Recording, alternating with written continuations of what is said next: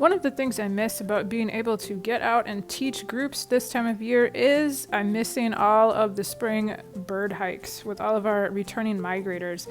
This one I wanted to introduce to you. This is a ruby-crowned kinglet. This is a bird a little smaller than a chickadee, and when I walked out this morning I was greeted to probably close to 30 of them calling in one of my maples in my backyard.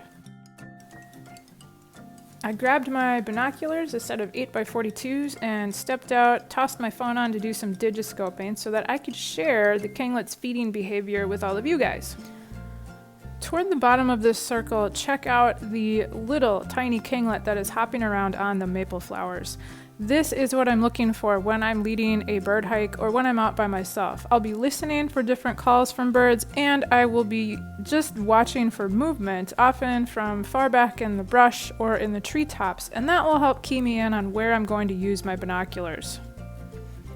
One thing I picked up on with these kinglets, very much like other warblers, they will feed up in the treetops. These guys will work their way down closer to the ground, but this maple had flowers open and lots of native bees visiting yesterday, so the kinglets are moving through the treetops, basically looking for insects to eat to keep their energy up during migration and while they're stopped off in Minnesota on a pretty cold, rainy day.